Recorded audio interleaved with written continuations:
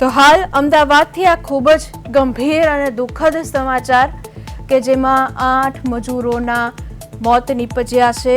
માત્ર આ 8 મજૂરોનો કહી શકાય, કારણ કે આ 8 એવી જિંદગીઓ હતી કે જે પરિવાર હવે આ 8 વ્યક્તિઓનો પરિવાર નિર્ધારો થઈ ગયો છે। મારી સાથે સ્ટુડિયોમાં હાલ અત્યારે ઉપસ્થિત છે મારા સહયોગી કુંજ। આપ જણાવી રહ્યા હતા અગાઉ કે અમુક કેટલીક જગ્યાએ અગાઉ પણ આ પ્રકારની ફટાકડાની ફેક્ટરીની અંદર આગ લાગવાનો બનાવ બન્યો છે અને ત્યારબાદ જે કાર્યવાહી કરવામાં આવે છે તે તમે, હું અને ગુજરાતની જનતા વાકેફ જ છીએ। પણ હાલ આ અમદાવાદની અંદર આપણી સાથે પૂર્વ ફાયર ચીફ ઓફિસર જે જોડાયા હતા તેમણે પણ કહ્યું કે આ સંકલનનો અભાવ છે, તો આ અભાવ ન હોવો જોઈએ અને હાલ ગુજરાતની જનતા શું અપેક્ષા રાખીને બેઠી છે હજુ પણ તંત્ર પાસે? ચોક્કસ વિની, આમાં અપેક્ષા તો એવી ન રાખી શકે, આશા રાખી શકે કે જ્યારે આ પ્રકારની ઘટનાઓ બને છે કે બીજી વાર ન આ પ્રકારની ઘટનાઓ બને, આપણે બનાવને રોકી શકીએ। પરંતુ આ ઘટનાની જો પહેલો પ્રશ્ન જ એ આવી રહ્યો છે કે કદાચ જો આ NOC એ લાયસન્સ રદ કરી દેવામાં આવ્યું હતું તો ત્યારબાદ જે પણ કોઈ અધિકારી દ્વારા રદ કરવામાં આવ્યું હતું, શું ત્યારબાદ એ સ્થળ ઉપર જઈને ચકાસણી કરવામાં આવી હતી કે કેમ?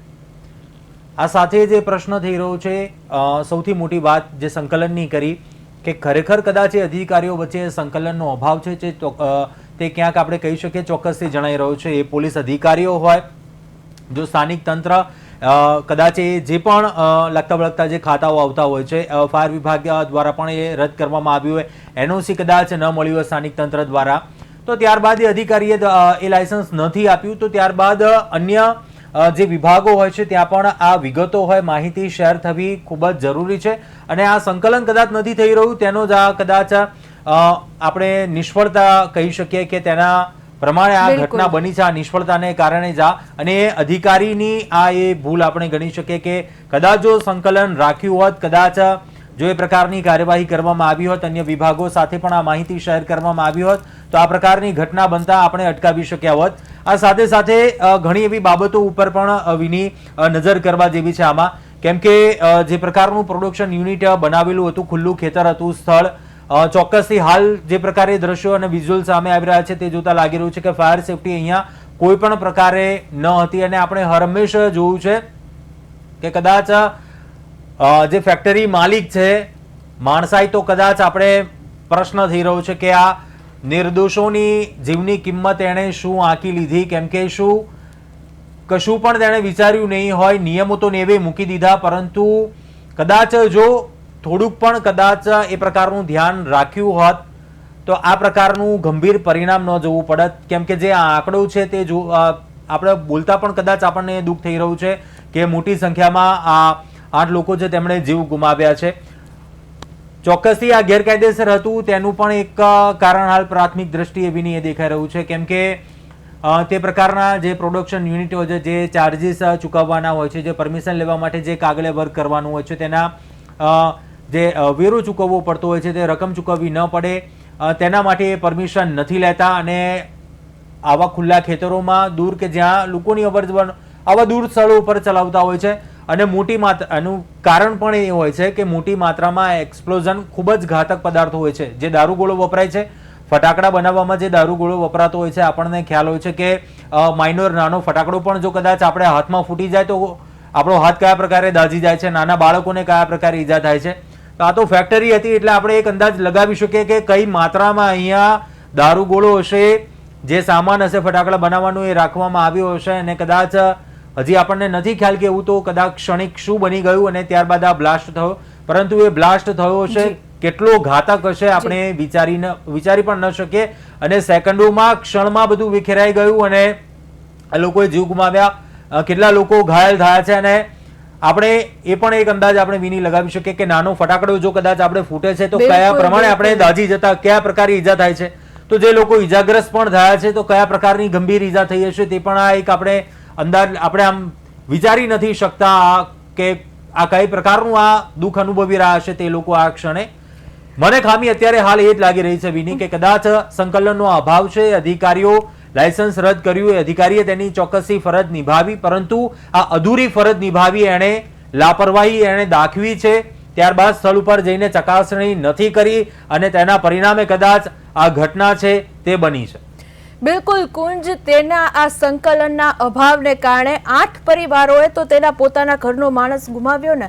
હાલ હવે એક બાદ એક રાહતના સમાચાર, એક બાદ એકના નિવેદન સામે આવશે, ત્યારે હાલ જ અત્યારે ડીવાયસીએમ હર્ષ સંઘવીનું નિવેદન સામે આવી રહ્યું છે.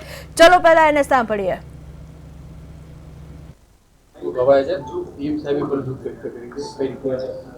એની સંપૂર્ણ તપાસ હમણાં ચાલી રહી છે. જેસીપી ઝોન 2 અમદાવાદ, હું આવતા પહેલા જ એમની જોડે ચર્ચા બી થઈ છે અને જે આ ફેક્ટરી ઇલીગલ ચલાવતા હતા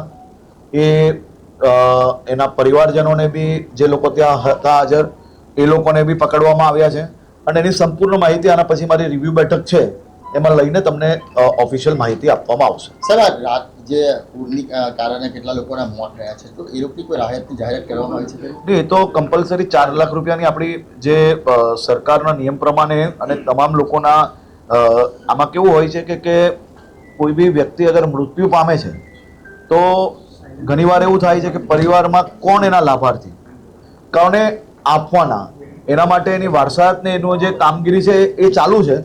પરંતુ મોટાભાગના જે મૃત્યુ પામેલા લોકો છે એમના ઘર ઘર સુધી પહોંચવાનું સરકારે કામગીરી ચાલુ કરી લીધું છે. આભાર.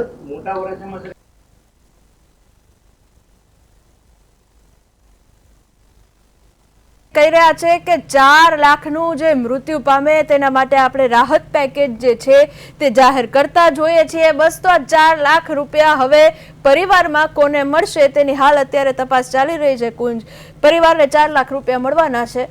હાલ અત્યારે તબીબી તમામ સારવાર જે છે તે ઘાયલોને તો મળી રહી છે, તેવું પણ બ્રેકિંગ આપણે હમણાં ચલાવ્યું. શું કહેશો આ બાબતે કુંજ? વિની, કોઈ પણ નિર્દોષ વ્યક્તિના જીવની કોઈ કિંમત ન હોઈ શકે. તે પરિવારજનો ઉપર શું કદાચ વીતતું હશે તેનો આપણે અંદાજ ન લગાવી શકીએ.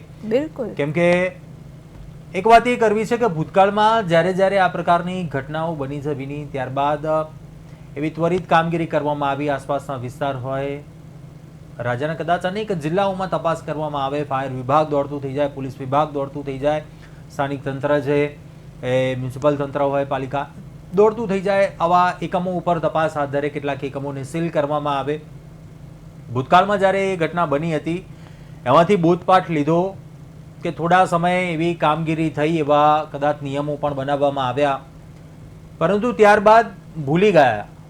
વાત એ છે કે આપ કોઈ પણ નિયમ બનાવો છો, કોઈ પણ એ પ્રકારની એસઓપી બનાવો છો, કે પોલીસ વિભાગ હોય કે ફાયર વિભાગ હોય, એએમસીનું તંત્ર હોય, કોઈ પણ જ્યારે એ પ્રકારની એસઓપી નું અમલીકરણ કરવામાં આવતું એનું ઇમ્પ્લિમેન્ટ જરૂરી છે. કેમ કે નિયત સમયગાળા દરમિયાન પણ જ્યારે કે સ્થળ ચકાસણીનો એક નિયત સમયગાળો આપણે નથી જાણતા, પરંતુ 3 મહિના કે 6 મહિના જે સમયગાળો હોય ત્યારે ચકાસણી થવી જરૂરી છે. તે સ્થળ ઉપર જઈને અધિકારીએ નિરીક્ષણ કરવાની જરૂરિયાત છે અને કદાચ એ જ ખામી લાગી રહી છે કે કદાચ આ પ્રકારનું જે પણ કોઈ ફેક્ટરી હોય, સ્થળ હોય, જરૂરી લાયસન્સ એનઓસી હતું ન હતું. ભૂતકાળમાં પણ આ જ પ્રકારની એ બેદરકારીઓ અને કારણો હતા તે સામે આવી હતી વાતો, અને કદાચ અહીંયા પણ એ જ લાગી રહ્યું છે હાલ કે જ્યારે જો આ ફેક્ટરીનું લાયસન્સ રદ થઈ ગયું હતું તો તે સમયે શું કોઈ કાર્યવાહી થઈ હતી કે કેમ તેની વિરુદ્ધ? ત્યારબાદ જે પણ કોઈ અધિકારી હોય, સંકલન કરતો અન્ય વિભાગ પણ હોય, તેમના દ્વારા પણ શું કોઈ સ્થળ ઉપર જઈને કોઈ એ પ્રકારની કાર્યવાહી કરવામાં આવી હતી કે કેમ?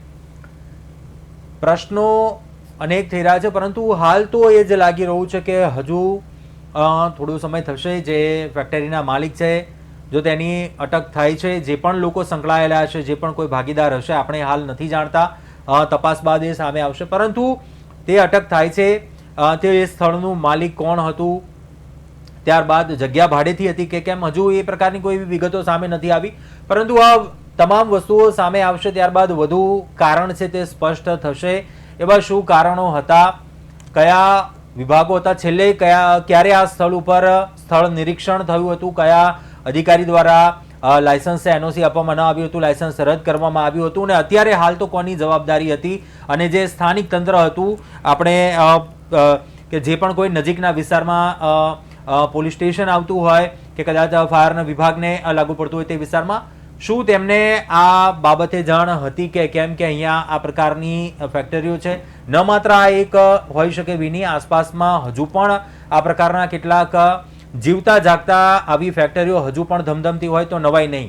જી બિલકુલ કુંજ, હું આપને કહીશ કે અમદાવાદની અંદર દિન દહાડે 3:30 એક 5 કિલોમીટર સુધી ધડાકાભેર અવાજ સંભળાય છે અને આ અવાજ એટલો ભયાનક હતો કે આસપાસના લોકો પણ હચમચી ઉઠ્યા. ત્યારે હાલ આ અવાજ સાંભળતાની સાથે જ આ ઘટના જે છે તે સમગ્ર સમાચાર બનીને દરેકની સમક્ષ આવી. ત્યારે હાલ અત્યારે મૃત્યુ આંકડો જે છે તે 8 પર પહોંચ્યો છે.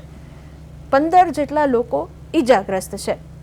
થોડી વાર પહેલા આપણા ડીવાય-સીએમ હર્ષભાઈ સંઘવી જણાવી રહ્યા છે કે તેઓ 4 લાખની સહાય કરશે મૃત્યુ પામનારાને અને ઈજાગ્રસ્તો જે છે તેને 50,000ની મદદ કરશે. પણ તેના ઘાવ એટલા એવા હશે કે આ 50,000 રૂપિયાથી તેના ઘાવ ભરાઈ જશે? વાંક કોનો છે? શા માટે ફેક્ટરી ધમધમી રહી છે? આસપાસ પણ ગેરકાયદેસર ફેક્ટરીઓ ચાલી રહી છે, તેમાંથી કોઈ એક ફેક્ટરી બંધ થઈ હોય તેવા પણ સમાચાર સામે નથી આવ્યા.